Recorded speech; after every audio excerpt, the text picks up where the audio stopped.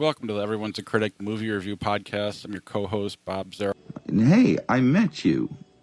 You are not cool. With me, as always, is professional film critic Sean Petrick. I am the smart. S-M-R-T. I mean S-M-A-R-T. And Josh Adams. Stick around. Visit us at ihatecritics.net. We're also on Facebook. We have, it's Everyone's a Critic podcast there. We also have the I Hate Critics Facebook group as well. On Twitter and Instagram, we're Critics Pod. There you can participate in our top fives, watch the trailers, and all the other stuff. Sean's reviews. I'm sorry, we're in a new studio this week, so we just got it set up. It's the inaugural US 67 podcast. So I'm a little flustered, so bear with us, or me. What am I forgetting? iTunes, Stitcher, Google Play. That's where you can listen to the show. If you go to iTunes and subscribe, rate and review the show, we will read your review on the air, and it helps us move up the charts. And then Patreon, ihatecritics.net/Patreon. That's the best way to support the podcast. It'll help us grow the show. And Josh had some good ideas for some mic setups that I did. Might yes. cost some money.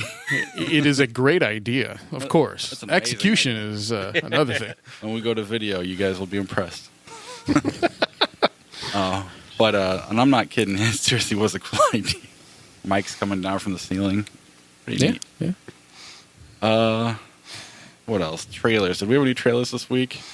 I did want to talk about one trailer. I meant to post it, but I totally forgot.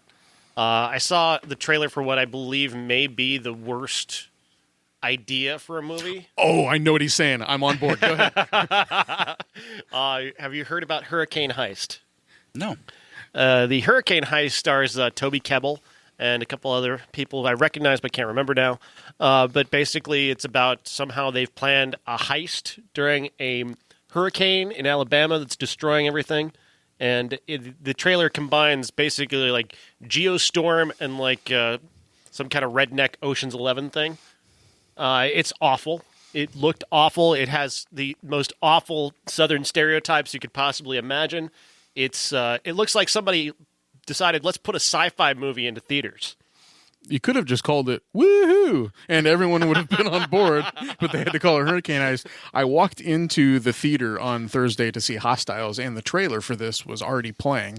And I walked in at the moment. Have I seen the full thing since then? Yes. But of course I have. But I walked in, and on the screen it said XXX. And I was thinking, man, they're putting out another XXX movie already after last year? And so I thought, going into the context, it was like my running together horror movies when I fall asleep. I thought that it was a XXX movie taking place in a hurricane, and then it said Hurricane Heist at the end. I'm like, well, that's not very original. They don't even have XXX at the beginning.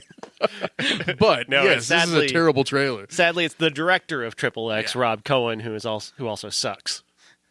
Dragonheart wasn't terrible. I like Fast and the Furious, don't get me wrong, but he's not a good director. No. Wow. It almost sounds offensive. I think if you're from Alabama, these accents will be offensive. Well, on that level, but then, too, if you've gone through a hurricane. It comes out in March. I don't know if that's hurricane season or not, but that would September is hurricane season. It would put them off a little bit if they had a massive storm in Alabama about the time they released this piece of crap movie. Does it matter when they release it? It's gonna be forgotten soon after. And this is Jason from New Mexico posted a TV movie trailer, Waco. I don't know if you guys saw that. I did. Yeah. Not that we don't do a whole lot of TV movies, but thoughts? Michael Shannon, Taylor Kitsch. I would have flipped that casting around, make Michael Shannon absolutely play David Koresh, but I mean, a little old. But yeah. In terms of casting, though, Taylor Kitsch seems a little bit odd. Yeah, it was very distracting. I kept seeing the kid from Friday Night Lights and not a cult leader. Well, he's playing opposite weirdo Michael Shannon, so I mean, it makes it only highlights how unlikely he is for this role. Yeah, they've played this in front of films before as well, when they've got the, Maria Menounos is telling us all about what's coming up and telling us that we're interested in it. The trailer for Waco has played before the film as well, so I've seen it a couple of times. I believe it's a 6-part series. Yeah, that's what I got from it as well. Interesting. You know who made a surprisingly good David Koresh was Tim Daly. Not a great movie. Not a great movie, but Tim Daly was actually a pretty effective David Koresh. We're talking Wings Tim Yes. Daly, right? Yeah, same guy. That was like that was in the 90s, I think, that he played Koresh. When he was also doing the voice of Superman Perhaps. on the animated show. But maybe TV stars can play David Koresh. See if he can pull it off. New movies this week. I don't know what did the best at the box office, but I'll let Sean pick. Well, the best at the box office was the Maze Runner Death Cure. Or, I'm sorry, Maze Runner The Death Cure, because they keep forgetting where they put the in this title. Death Cure the. Where's the Death- colon? Death Where is the Cure. colon involved? Maze the Runner. It came out of the colon, I believe, this movie. I'm thinking. I hate this movie. I hate this movie so much. This movie is just awful, and it's awful right from the first minute. I mean, first off, take the title, Death Cure. Does that mean that they're just going to live forever? No, that's not what this means. The Death Cure doesn't cure death. It cures the zombie plague that's been taking over this entire franchise for 3 movies. It's not a death cure, so why the hell is this called Death Cure? But that's a minor thing. This has one of my most annoying pet peeves in it, is a script where people say stupid, obvious shit. So the movie opens with this train sequence where they're trying to take down this train where their friend Mino, who I want to get to because that's another thing that's wrong with this movie, but Mino is on the train. He's been taken hostage by the bad guys known as Wicked, which is a really great title for an evil corporation. Just call them Wicked. Morons. It's not like an acronym, is it? It's WCKD, but it's pronounced Wicked. They're not even trying. So they're trying to try and rescue him off this train. They have to race their trucks alongside and get onto the train. And the dumb, obvious dialogue that we get here is that Dylan O'Brien is riding on the front of a truck. He's standing in the front of a truck with a chain, trying to chain the truck to the back of a train, which already, physics-wise, this is dumb as hell just to begin with. The truck is not going to be able to hang on this train tracks, but nevertheless, not to mention he's going to fall off. He would fall. Never mind, but that's not even the point. He gets the thing. He's got the hook. He's trying to hook it onto the back of the train, and he goes, "Get me closer." Really? You think? You think you need to be closer? Really? You're not even there yet. It gets worse. He gets on the train, and the other guy gets off the truck and gets onto the train too. Then the truck explodes. And then what does he say to the guy? Hang on. What the hell else is he going to do? It's a moving train, you moron. Then where they're getting shot at. He goes, duck. Or get down. What else is he going to do? There's bullets racing over his head. Of course he's going to get down. I don't know. This is the first 4 minutes of this movie. I'm only 4 minutes into this. And I already hate it. I'm already angry now. Just 4 minutes into the movie.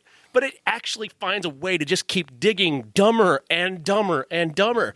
Like, they expect you to do homework and have watched, like, apparently I needed to watch the other 2 Maze Runner movies immediately before I watched them because I can't remember anything that happened in those movies. And this movie is entirely about remembering the previous 2 movies, which are not memorably good movies.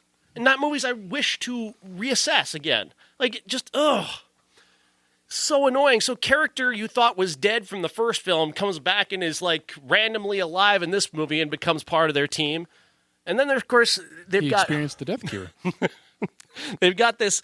Of course, there's always a role for a wacky character actor in this movie, who's always the guy who's in charge of the city that they can't, like the city that's the poor people city. They've always got a wacky character actor that's in charge of that. Walton Goggins is that wacky character actor this time, and he's got wacky character actor powers that apparently give him the right to boss everybody around and be in charge. They're trying to get into this giant city, the last city on Earth apparently, that has this giant wall around it that nobody can get through because they got giant guns on it, and they shoot anybody who tries to get inside. But of course, wacky character actor, he's got a tunnel that takes you there. A tunnel that he's taken the time to light. He's rigged lights. He's wired this thing. And he's got massive guns. He's got bazookas. He's got rocket launchers. Why hasn't he gone into the city before then? If it's such a big deal to get into the damn city, go into the damn city with your rocket launchers and start blowing shit up. Why has he waited till now?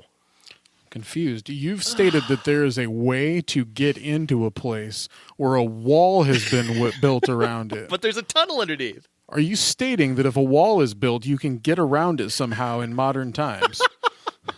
I'm confused. Was it a wall or a maze? There are no mazes anymore. The maze was the first movie. That's Right. gone now. So he's no longer running through a maze. No, there's no maze anymore. This movie's shit then. I hate this movie so much. The character Minnow, I mentioned him. Minho is his name, but his name is pronounced 7 different ways in this movie. So somebody calls him Minnow, like Minnow. Then somebody calls him Mino. Then another person calls him Minho, and then somebody calls him Minho. Like, what is this guy's freaking name? I mean, I answered to like 4 or 5 different last names, so I kind of get it. These are his friends, Bob. These are his friends. I'm talking friends too. Zerul, Zerl. All of them have their own way. I should hate make this you guys pronounce it. See which way you do the right one or not. I hear you pronounce it every week when you introduce yourself. Yeah, But I do knew you a Zerl remember? before I met you, so So don't see this movie. No, don't. I listened to somebody. Unless, hang on, sorry. No, go ahead. Unless you want to riff it. Unless you're going to get a group of people together to riff it, because I could have riffed this entire movie if there hadn't been an audience with me. I could have riffed the whole thing and had a great time. There was a guy at work this week that was telling me the virtues of the Maze Runner series and how he read the books, and the first 2 movies are actually a lot of good if you really pay attention to them. And I said, I don't generally go for YA, and I said plot A and plot B and plot C in all of the YA movies seems to be very interchangeable. You could be the Hunger Games, Divergent, etc. There's some sanctuary city that everyone's trying to get to. There's some kind of plague or apocalypse going on. There's a singular hero that needs to sacrifice themselves or something along those lines to get to the end of the story. So is it like a Shakespeare situation where it's really Christopher Marlowe writing everything? Is it one author writing all of these things and just changing the characters It's the around? same writer-director from the first 2 movies. They've had the same writer-director throughout. A guy named Wes Ball, who's not particularly good.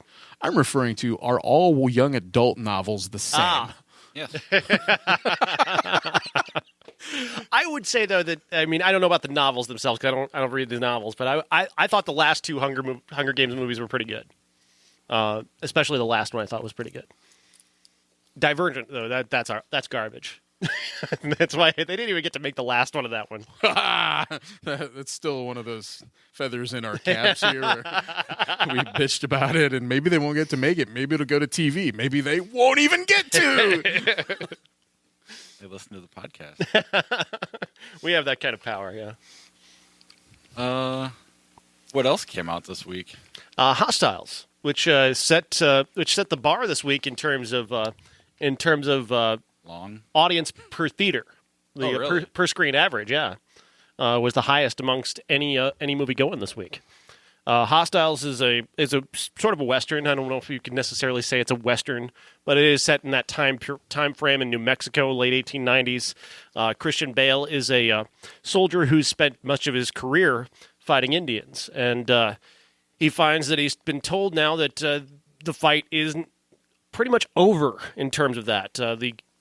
The president and Congress have ruled that there are certain places where Native Americans can go, and that's where they're going to be, and we have to let them out of the jails if they're in one and take them back there, especially this one specific chief, played by Wes Studi. Bale, despite his having fought against this guy, having seen him kill people, having killed some of his people, is the one who gets charged with taking him back from New Mexico to Montana, where he's going to live out the last few moments of his life. And he's going to take the guy's family as well. So he's got to get a group of soldiers together. That includes Roy Cochran and Timothy Chalamet from Call Me By Your Name, among others, and Jesse Plemons. Good cast, really excellent cast. And the movie's a little awkward at the start. This is Scott Cooper, by the way, who directed Out of the Furnace and Crazy Heart, Black Mass. And a good director, and he does a really great job. But he does stumble a little early in the movie with some stuff that kind of feels like it's going to be a little bit revisionist about history, because I found it a little awkward that they introduced this reporter character from Harper's who starts talking. He basically comes in and gives you a bunch of exposition about Christian Bale's background as a killer of Indians. And it's necessary information, but I think Bale did a better job of telling us about that when he was talking to Rory Cochran in a scene prior to that, but we had to have it all laid out for us in a sort of angry, I'm a liberal, you kill Indians, you're a bad guy kind of way. And it feels like it's going to be revisionist, like somebody's going to try and tell us that what white people did to Indians is just as bad as what Indians did to white people, which to me, that's revisionism. That's really hardcore revisionism. And I was worried that that's where this was going, but thankfully it's not. But it's not going the other way either necessarily. It becomes specifically about these characters. It becomes specifically about Wes Studi and Christian Bale and their dynamic of coming to understand each other as warriors, essentially. And the kind of the truce that they're going to find with each other. And that's a far more interesting story than trying to cram a lot of historical relevance to this movie. If you try and bring this out to a much wider lens and try and make this about white people versus Indians, now you've got a problem. But that's not what Scott Cooper is doing here. He's got a very specific story to tell about these very specific characters. Rosamund Pike comes into the story as a woman whose family is murdered by, I think was it Comanches or Apache? Pawnee. The Pawnee come in and just destroy her family. They burn down her house, kill her husband. They kill her 2 girls, her baby. It's hard to watch. It's an extraordinary scene, and the scenes that she has after that are pretty incredible. I recommend this movie highly. I think it's an amazing film. I think Christian Bale is. I don't know if he's been better than this. Honestly, he's that good in this movie.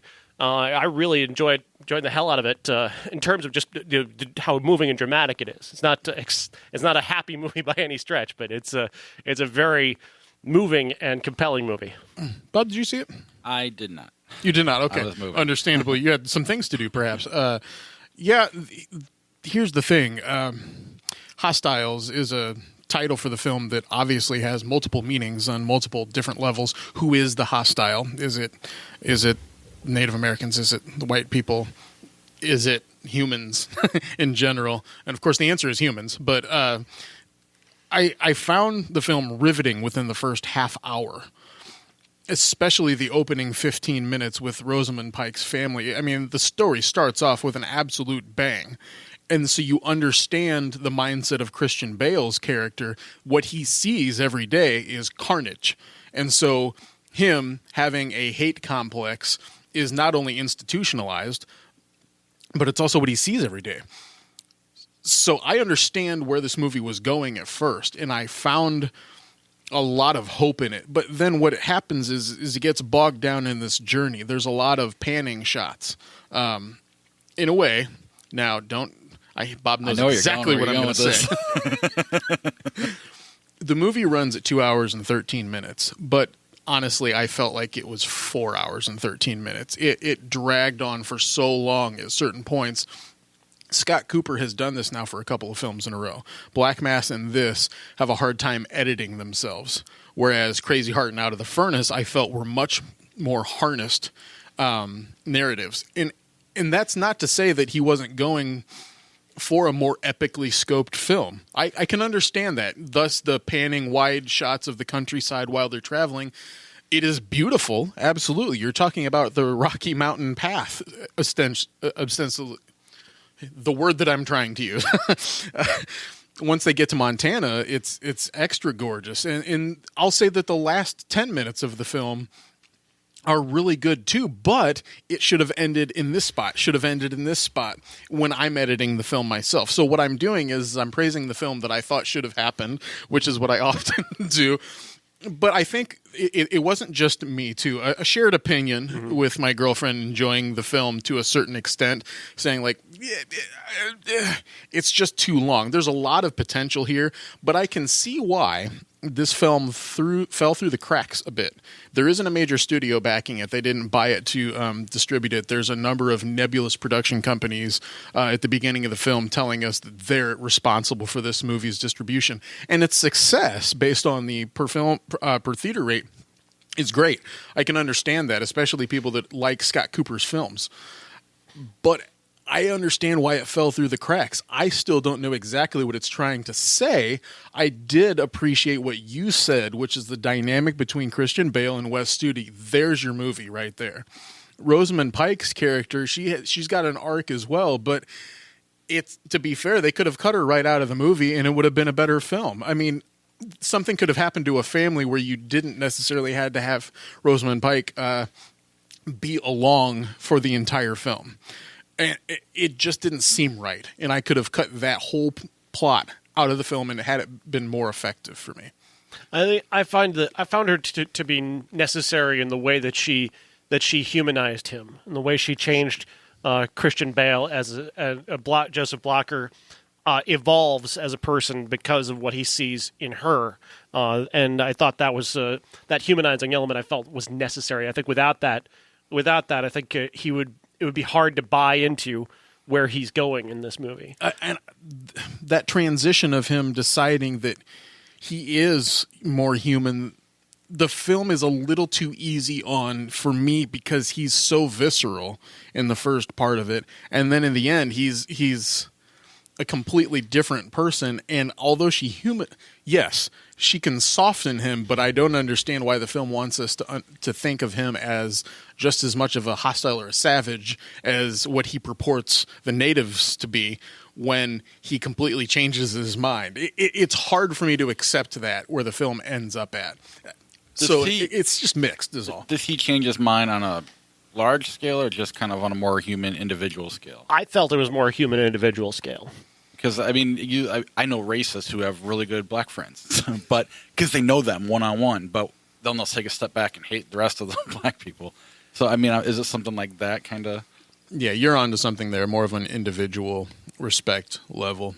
But for his whole family and for the particular way of life, and it was a hard transition for me to make. That's all. I think I didn't find a problem with the length or anything. I didn't have an issue with that because I was so interested in these characters, and this, the dynamic between Christian Bale and Rory Cochrane was incredible. And then there's a cameo that I don't want to spoil very much. I want to make sure that we don't, because this cameo is, to me, it was such a great idea. This piece of casting altered the movie for a portion of the time and made it more exciting because of this particular actor that they chose.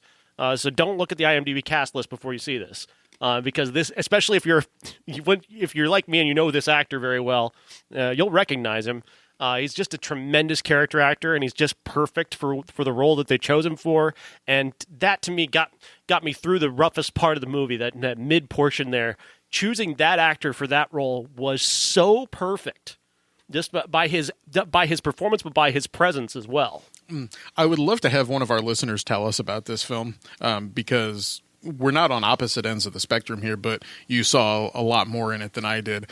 And I would love to have an alternate opinion telling me, like that scene in particular. There's a scene in the rain at night, and the character actor he's speaking of is involved. And to me, that should be the crux of the film right there. That should be an extraordinary piece of filmmaking. And at the end of that scene, I'm like, oh, it just missed it. I mean, atmosphere-wise, you get Denis Villeneuve, for example, in charge of that scene. And that should be like a horror scene or something where the elements are against you, everything is against you, but human trust is on your side, and it just should have been a different scene. I'm trying to make the movie myself. That's not fair. Again. I thought that scene really worked. I was in that scene because the other actor in that scene had already won me over by that point, and so I was really frightened for him. I was really worried about him, and that really kind of that had me. It's close. It's just not as great as it should have been. That's the whole thing I am on this movie. Was the character actor Walter Goggins? No, Walton.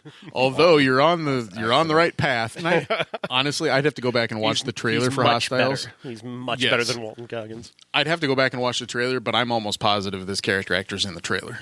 Oh, really? Yeah. It's funny. This is kind of like Lord of the Rings in reverse. Like, Sean's on the side of liking the lawn, stuff happens in this. Other than not according to Josh. Lots of panning shots.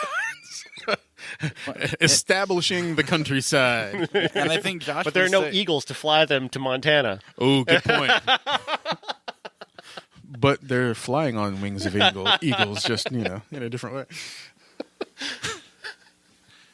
And then we were going to revisit Shape of Water. Yes, The Shape of Water went wide this week to capitalize on its Oscar nominations. The story of a woman falling in love with a fish man. It's a good movie. I don't think it's a great movie. I don't really feel like this is the Oscar frontrunner to me. I think it's a good movie. It's a genre movie. It kind of reminds me a little bit of in a strange way of Mad Max Fury Road. It's a movie that's well made and I can appreciate it, but I don't love it. I think it's good.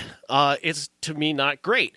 I think there's a lot of convenient things. And I was having an interesting exchange, or I was part of and following an interesting exchange on Twitter today with Jason Whitlock, the sports writer, was complaining about The Shape of Water. He really had a hard time with it. And he was specifically talking about a character who is essential to the final part of the movie, and it got me thinking. Like, there's a couple of things like that happen in this movie where characters exist specifically to get you to a part of the movie that they need to get to. Specifically, this one character exists just to get you to the ending, just to set up the ending. And if he's not there to do that, you don't really have a way to naturally get to the ending. And to me, that's a bit of a flaw in the script. It's one of those things that kind of stands out to me in movies where a character has to exist just for a plot point, as opposed to actually being a fully fledged character. And I think The Shape of Water has more than one of those. So that really holds me back from loving this. I think I did say I wrote an article about the dance sequence in this movie, which is, I think, the best scene in any movie in the last year. But that is just one scene. As great as that scene is, and as great a director as Guillermo del Toro is, I don't necessarily see this as being as great as many people think. I do. Well, feel free. Let me tell. Okay, let's hear it. Well, I mean, we've done it before, but it's. I don't feel like anything's any more convenient than anything else on any other movie. That may be it. You could probably throw convenience at anything if you really wanted to. I don't.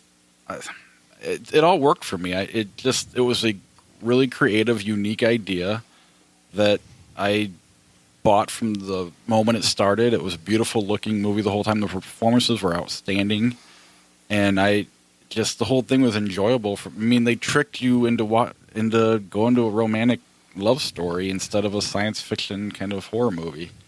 Yeah, it's. Do you guys remember hearing in music class? I learned this 4th, 5th grade, called the Dance Macabre. Yeah, and it was, to me, this is the Dance Macabre of weird, a symphony of gross. Because the film and the score and the cinematography all are woven together in this, and that it's just an experience. If you pay attention to a standard plot structure or a standard character structure, I think you'll get a little lost. But if you experience this like you would an opera or a symphony, where you're giving yourself up to this idea of the weird or idea of the nebulous, something that isn't concrete for you, then I think that you can grab onto this film a lot more. It's beautiful to look at. It is the best looking film of the year. I hope that it wins best cinematography and best costume design. I hope that it wins best, I'm saying this with great trepidation, best score if it's nominated, because Alexander Desplat is the worst composer working in Hollywood right now, but this is his best work by like leaps and bounds. Doug Jones as a performance artist needs to be recognized, and he's not. We talk about Andy Serkis a lot, but Doug Jones is almost as good with the way that he moves like amphibious characters. I can go back to Hellboy. I can go to Silver Surfer even. Don't talk about that movie. But he was also the Bye-Bye Man, though. You got to dig him for that one. Come on, Doug. I'm pumping you up. Gotta get paid here and there. But Sally Hawkins herself is really incredible, and it's not obvious. I mean, the woman can't speak, and so her performance is predicated on a lot of facial expressions and a lot of movements and a lot of hand motions in which she's trying to show emotion and affection for a creature through her face, and it's an incredible performance. And this is the kind of thing that I liken to an opera. And I don't go to an opera. Well, I've never been to an opera, but I would go to an opera with the expectation of let it sink in. you don't speak Italian, so don't try to understand what they're saying. Just let it happen as an experience. I would liken this movie very much to that. And I agree that often, I mean, the performances are very good. I don't have any problems with the performances, but I would say that I think structurally, when you break this down into filmmaking, this is actually much more conventional than people think it is. There is a very specific 3-act structure to this. There is a false crisis, false dawn, a real crisis, real dawn. There's a very Robert McKee structure to the screenplay. And to the story elements. And that conventionality also is another thing that just kind of holds me back from thinking this is a truly great movie. It's good. It's a very good movie, and it's a very well-directed movie. It's a great-looking movie. I like it. I do. It's a top 20 movie probably, but I don't love it the way other people do it. And I don't feel like there's maybe an element people could settle on this as a large group of people could settle on this as Best Picture. But for me, it doesn't quite reach that level of a movie that moved me that much. Sure. They've already settled, though, because Dunkirk was nominated for Best Picture. So. And that's not a top 50 movie, for me at least. I don't even know if I saw 50 movies. I mean, when you're saying it's conventional, I guess I'm just saying so. He does a good job of hiding it, and I appreciate that. I don't know. Sometimes it's neat that they can make you trick you into watching something. I don't know. I just like the way he did it. The whole thing is a masterpiece. Yeah, I'd like to point out that for me to say that Guillermo del Toro movie is really, really good and made my top 10 of the year. Not that I saw nearly as many movies as Sean did, even Bob did this year, but the point is it is in my top 10 of last year, and I think a little more time with it, the more I get away with it, or get away from it, and the more I get away from our top 10 show of last year, I'm starting to feel a lot better about it. Plus, I compare it to a lot of the actual nominees for Best Picture, and I'm thinking, oh, okay, well, it should run away with it compared to a lot of them. Yeah, I mean, other than Lady Bird, that got nominated, right? Yeah. That's the only one I really definitely like better. And Lady Bird, to me, is far and away a better movie than this. But that's the only one I would definitely throw. Get Out, for me, is actually far better than this. Get Out. Right there with it, I guess. 3 Billboards I would put well above this. 3 Billboards. I would not put 3 Billboards above it. 3 Billboards is like the beginning of a TV show on FX. Ooh. There's just a hidden dig there. That's all. Well, that's what it is. I mean, it's not complete. I don't know. It's okay.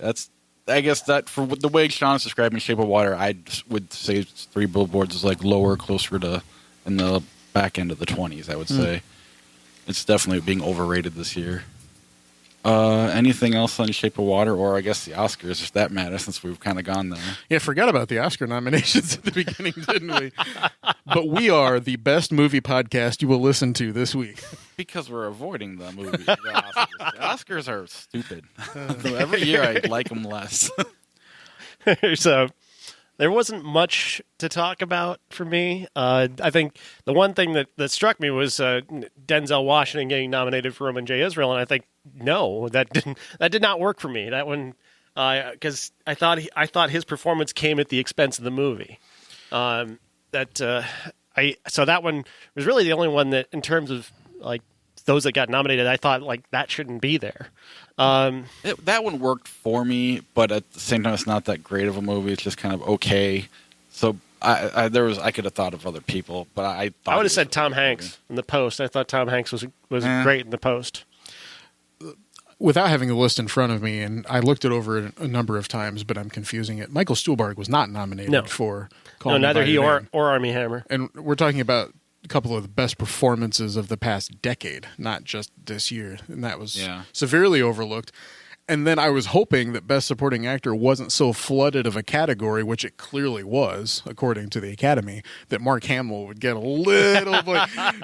That because it was so counter to what people expected, and he was really great at what he did in it.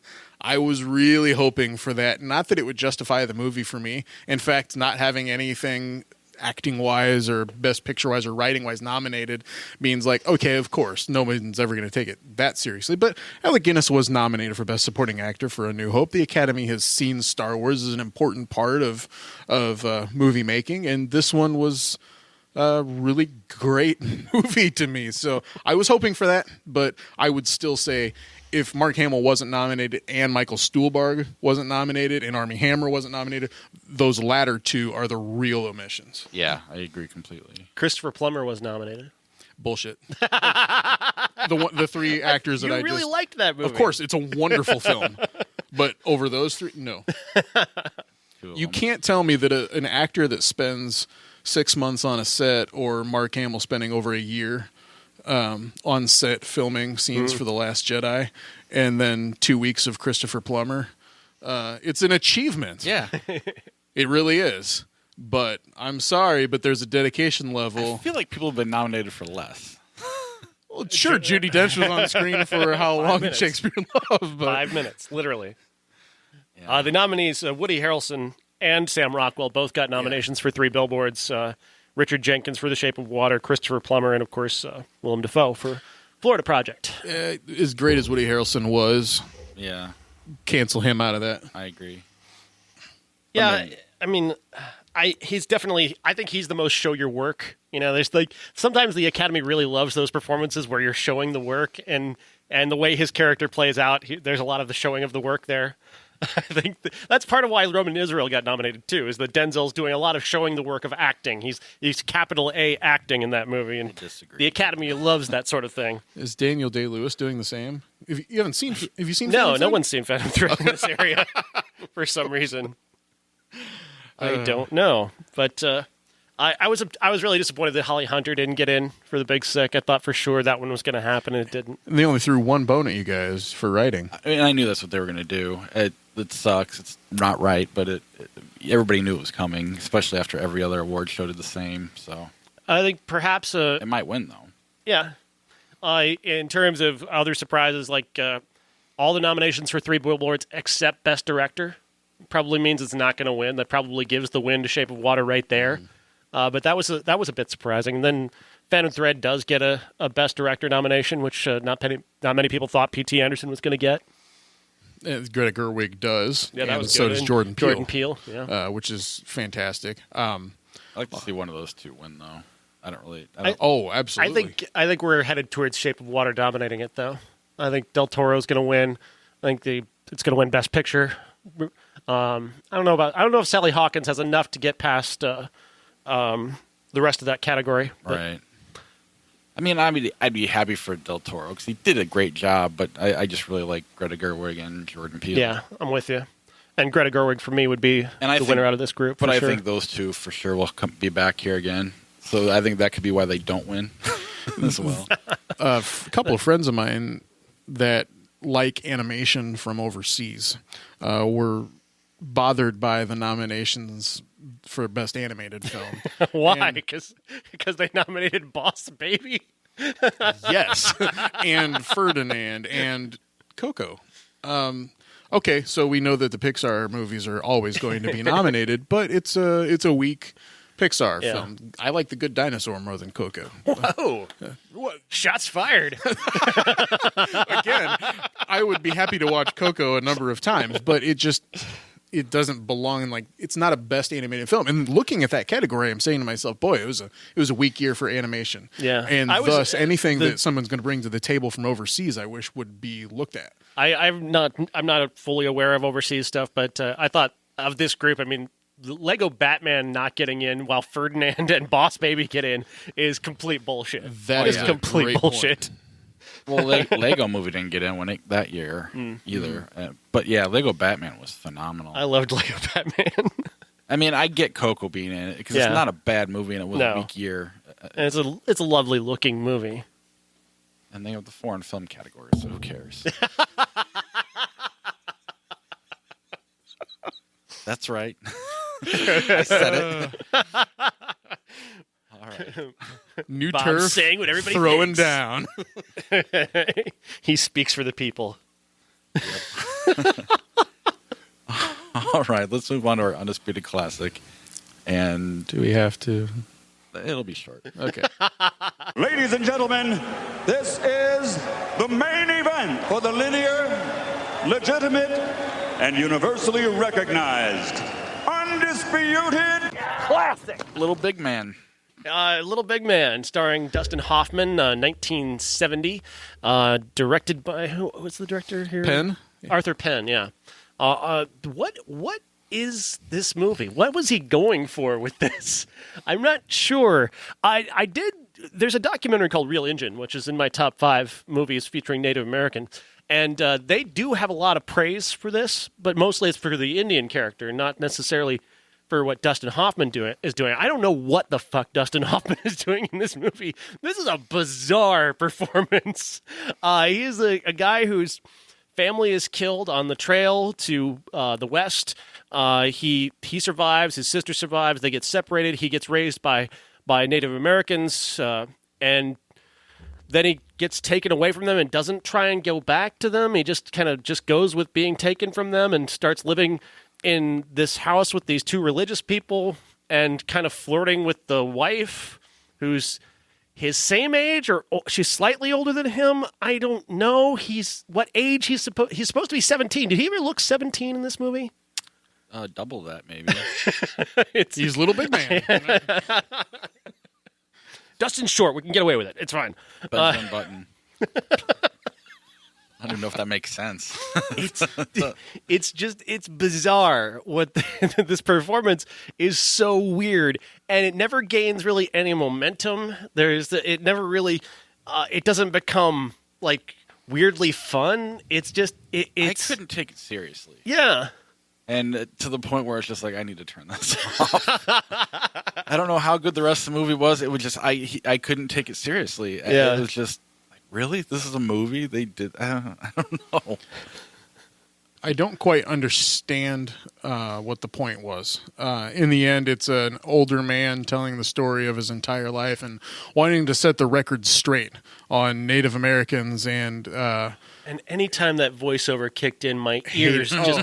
It's a terrible, terrible... Anytime the score kicked in, for example, you've got this bluesy banjo-type score playing over a movie that's got some serious things happening in it, and it's very wildly out of place. I didn't understand that.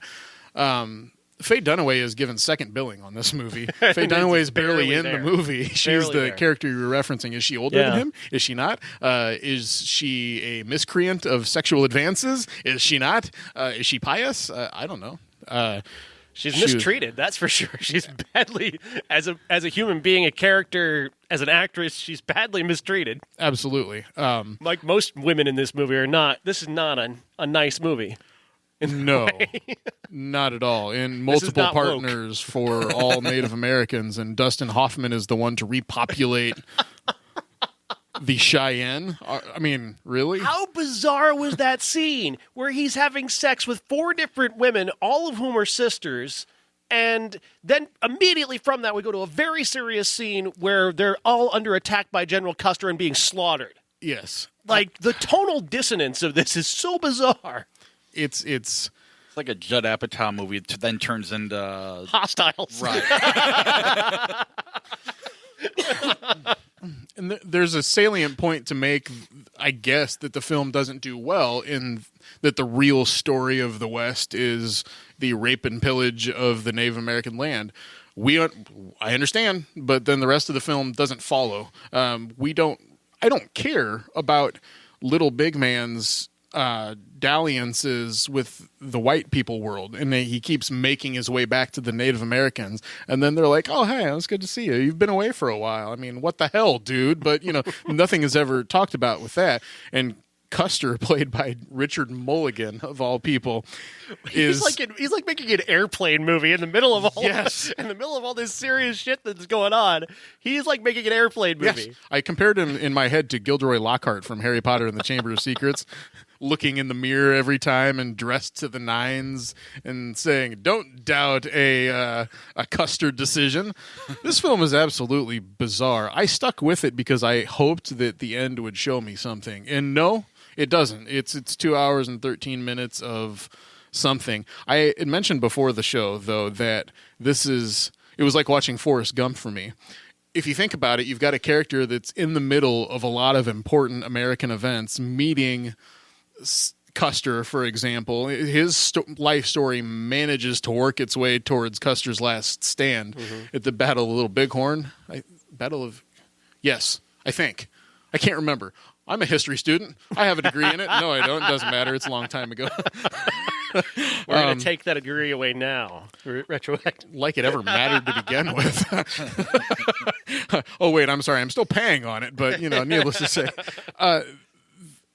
His story, to me, is very reminiscent of Forrest Gump. He is just simply along for the ride, and he's a complete buffoon most of the time during the film. At least Forrest Gump had a reasonable excuse for being the way that he is, whereas this guy has no reasonable excuse for being able to repopulate the Cheyenne. I mean, so I saw this as, I hope one of you guys would step in and say, "Did you guys watch Forrest Gump yet this week?"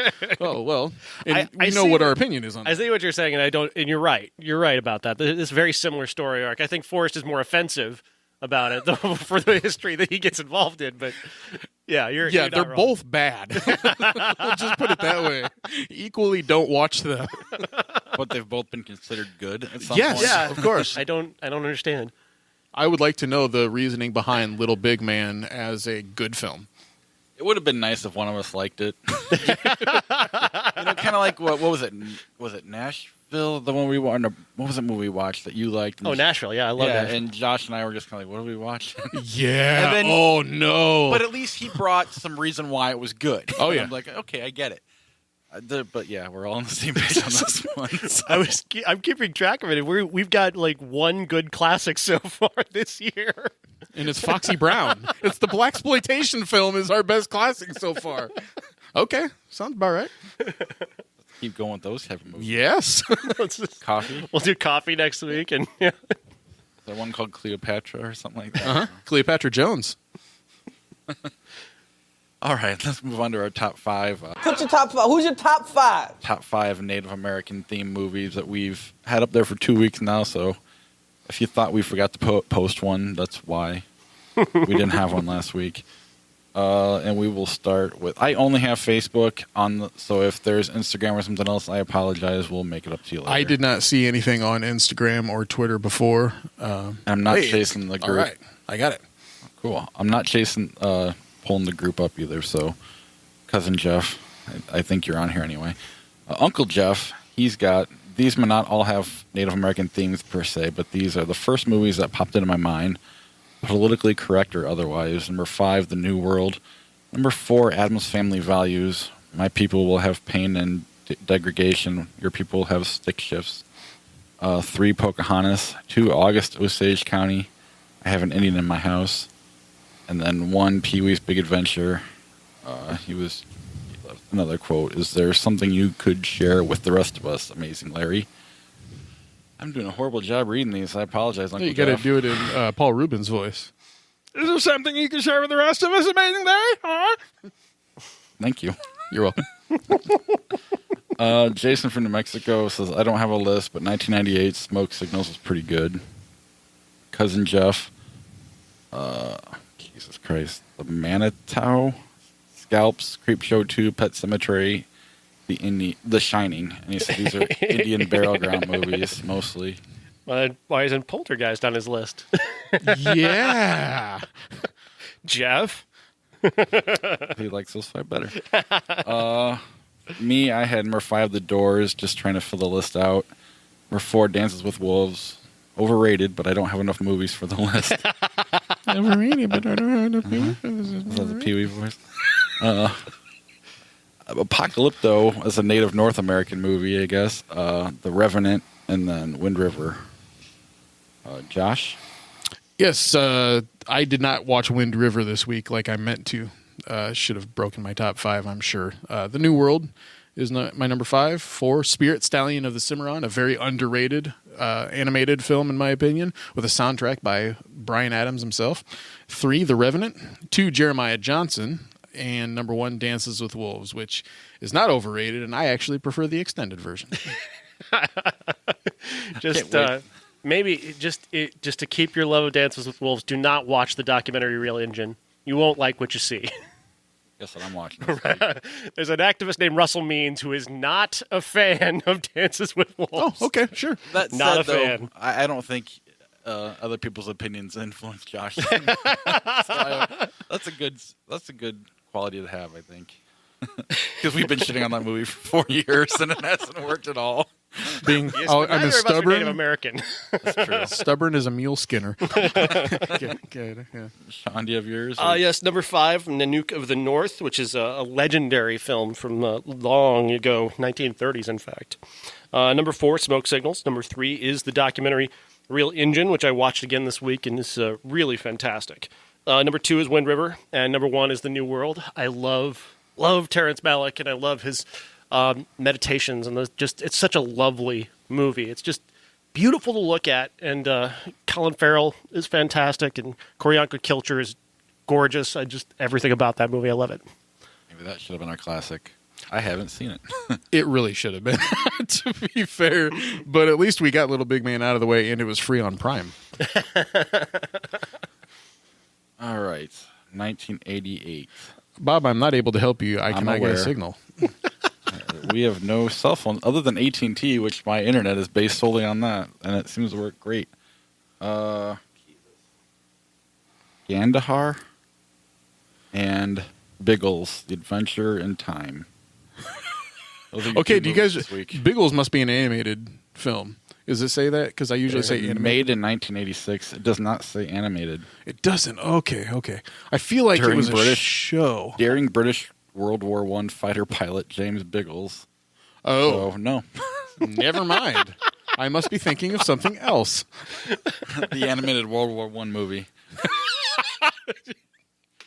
Lots of those. I know. It's hard to distinguish. Yeah, I didn't watch any of those, but I've heard of Kandahar. Well, eventually we're going to get to some 1988 films next week, for example, that actually have some relevance to the world, and we'll know what the titles are. And they may have scraped over $1 million. So much so that we're going to do a classic based on next week's 88 movies. Any of those jump out at you, Sean, from 88? Not really. Throwaway movies? Okay. Next week, the only one that I'm aware of coming to the theater is Winchester. I'm holding out hope for Phantom Thread. There's a possibility that Phantom Thread will be there. They keep moving it for some reason. They keep pushing it back and pushing it back and pushing it back. There's also talk that Call Me By Your Name will finally be here. That hasn't come yet? No. Wow. So basically, next week's episode, if Phantom Thread comes, we will have Boogie Nights be a classic, but then we'll double up and, for fun, do Last House on the Left, the Wes Craven debut movie, because Serpent and the Rainbow came out 30 years ago next week. With the best poster that I remember from my youth, looking at it in the theater, "Don't bury me, I'm not dead." I'm like, Dad, what's that mean? You know, scared the bejesus out of me, and then I finally got to the movie, and it's Piece of shit, yeah. Yeah. But Last House on the Left, I wasn't alive for it, but their promos for that was, "Don't worry, it's only a movie. It's only a movie." That's how they. Ooh. It's an experience. It's far better than the remake. Oh yeah. The remake was a piece of shit. And then our top 5 Helen Mirren movies, because she is the star of that Winchester Ghost movie. So we get to talk about Caligula. And 2010. And the Queen, presumably. Oh, I love the Queen. And Godfrey Park. Me too, but I Gosford was Park. joking. Oh, Gosford Park, yeah. Robert Altman. I might not have a top 5 for Helen Mirren. I have not seen one of those movies. Have you seen Red? The Debt? Neither one of those. I haven't seen Red. Wow. Oh. Did Red have? Bruce Willis, Morgan Freeman, John Malkovich. I think did it have a part 2? Yeah, there's a I Red saw too. part 2. Is she in that one? I can't remember. What about the 1,000-foot journey or the 100-foot journey or whatever? I like that one. That's a chef movie. Bob, Sean, you were like on the gentle and pleasant train with that one. yeah. Drove that one into the ground. I was part of a podcast that talked about it. Yeah. It'll be fun. I'll figure something out. You have to sit down and watch a bunch of Helen Mirren movies this week. Start with Caligula. Just That's the keep way to watching start. that over and over again. Anything else before we wrap up the show? What was the name of the movie with her and Liam Neeson from back around that time? That's where they fell in love. Did you know that? Are you talking about the early 80s? Yeah, very early 80s. They actually met on the set and fell in love for a brief time. It's not Excalibur, is it? I believe it is. Okay. Yes. I know he's in it. I Excalibur. wasn't sure she was in it. No, still nothing. Maybe. Excalibur's I might have seen that. hell of an experience for a film. John Boorman, King Arthur. Is that like a PG movie? Or It's rated R. Okay, then I haven't seen it for school. Isn't there like an animated Excalibur or something? I'm sure. Sword in the Stone. Yeah. Yeah, aware of who she is. Somehow, I see her name and I don't go to the movies. Not on purpose. Just I'm now figuring that out. The title of next week's episode: Bob hates Helen Mirren. But Bob learns who Helen Mirren is. Could you pick her out of a lineup? Yes, Okay, great. just not one of her movies. If you would line up all the movies without her face on the cover, I could not say if she's in that movie or not, other than what you just told me. Are you saying that the Mirren would have two faces? Oh, boo! Boo! Oh, I've been on pun overdrive this past weekend. So. I do want to thank our Patreon supporters, our Key Grip, Charlie Messing,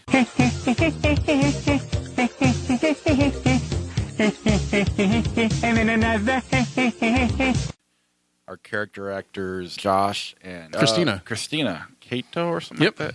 I'm as mad as hell, and I'm not going to take this anymore. Our sci-fi engineer, whatever you want to call it. I'm making up titles now. Corey. May the Force be with you. Our associate producer is Jason from New Mexico. What? This is crazy. You want me to hit you? That's right.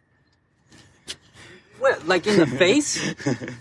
Surprise me. And our movie stars are Dave Severs and Uncle Jeff. I want the truth. You can't handle the truth. If you want to be a Patreon supporter, ihatecritics.net/Patreon is the best way to help out the podcast. And also, if you go to iTunes, subscribe to the show, even if you don't listen to it on iTunes, and then rate and review the show, we will read your review on the air. Otherwise, stick around for a little bit after the credits, and we'll talk to you later. That ought to do it. Thanks very much, Ray. And we're the three best friends that anybody could have. We're the three best friends that anyone could have. We're the three best friends that anyone can have. And we'll never, ever, ever, ever, ever leave each other. We're the best three friends that anybody can have. I mean, the three best friends that anybody can have. That's right, the three best friends. You guys want to do a little flick chart, or do you have to go? Yeah, please. All right, I'm not going to bother with Little Big Man, and I hope you don't mind. That's fine. Of course. I don't think it would have done very well. Especially since I like this matchup. I know I'm going to lose, but I like it anyway. Star Wars The Force Awakens, Honey, I Shrunk the Kids. Star Wars.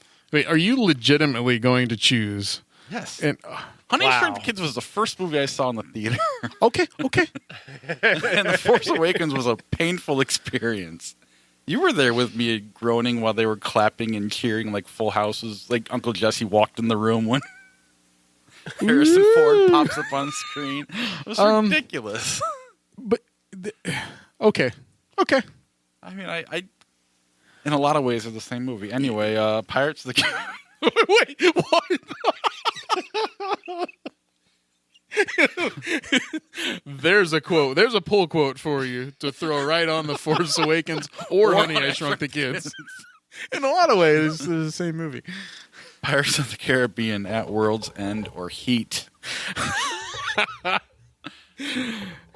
Clean sweep. I can't remember. Yeah, I can't remember which Pirates movie that is. So Heat.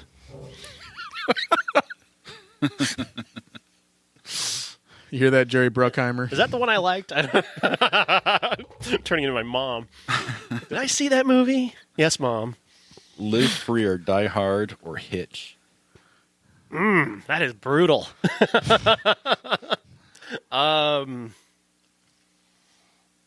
Hitch. I'll take Live Free or Die Hard. I will too. I kind of like that one. Yeah, The yeah. wheels haven't completely come off the track yet. at this point. Making it PG-13 hurt, but I laughed more than I expected to at Hitch. I laughed in ways I didn't want to laugh at Live Free or Die Hard. Amityville Dollhouse. I have not seen that. I'm imagining neither of you. But I want to keep this other movie up there just for fun. Oh, this isn't that fun. Shrek 2 or The Polar Express? Shrek 2. Shrek 2. Yeah. Polar Express is creepy. That's right. If there's an uncanny valley, it has established the valley. Why is Tom Hanks playing everybody? I don't understand. Hey, Steven Tyler's in it. Oh, God, he was terrifying in that movie. I had nightmares about him. Pops up for 3 seconds. He was more nightmare-inducing than Hanks was in that movie. When Zemeckis was going through his weird animation phase. Yeah. He's like the Judi Dench of that movie. Oh, God, Beowulf. What? Yeah. Brutal. Yeah. Vertigo. Spaceballs. Vertigo. The internet's not too much worse here. 28 Days Later or Inspector Gadget 2? 28 Days Later. 28 Days Later. I Spit on Your Grave Part 2, 2013. Nobody's seen that. No. I have seen I Spit on Your Grave. I wish I hadn't. I have as well. I watched it with Joe Bob Briggs doing commentary for the top of it. Aaron Brockovich or Back to the Future 3? Aaron Brockovich. Agreed. Yep.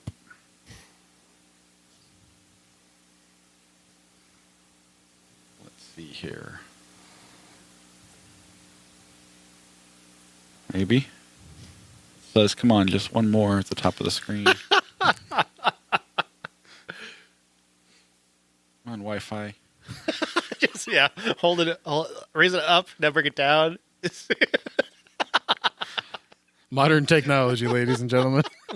Mortal Kombat or Up? You made us wait for that. Up. It's a 1 versus 16 right there. Up. Life Aquatic with Steve Zissou. Or Oh, whatever it is, this is another 1 versus 16. Robin Hood Men in Tights. Robin Hood Men in Tights. Yeah, I like Robin Hood Men in Tights. Really? Although I don't think Zissou's as bad as many people do. All right. And Shallow Hal or Snakes on a Plane? Shallow Hal. Snakes on a Plane. Shallow Hal. I like that movie kind of more than I should. I like Snakes on a Plane more than I should. It's legitimately frightening to me. Like some of the snakes are clearly ridiculous, but some of them are like, oh, dude, that's making me very uncomfortable. It's jumping right at the screen. Stop doing that. Get these MF and snakes off this MF and screen. The story behind how that movie got made and that was more entertaining than the movie itself. I hope for a sequel. Snakes on a Train. That exists, doesn't it? Well, I'm in some like Straight to sci-fi form, yes, I'm sure, but all right, last one. 310 to Yuma, 2007. 310 to Yuma. Or The Dark Tower. yes. All right. We can... Oh, one more. Crossroads, Britney Spears movie. Or Kick-Ass. Kick-Ass. I haven't seen Crossroads, but I'm tempted to pick it. No, Kick-Ass. I love Kick-Ass. Really? The Nicolas Cage stuff is fine. The rest, no. I'm not an Aaron Johnson fan, and I'm also, for the most part, not a Matthew Vaughn fan. Oh. I like Kids When They Swear. I like Chloe Grace Moretz. She's really great, yeah. Although it frustrates me when my wife, whenever we watch a movie with her in it, she's like, oh, that's why you want to watch it. I'm like, are you kidding me? No, she's a child. Wow. No. That's always made me uncomfortable. Yeah. But anyway, that's how we're going to end the show.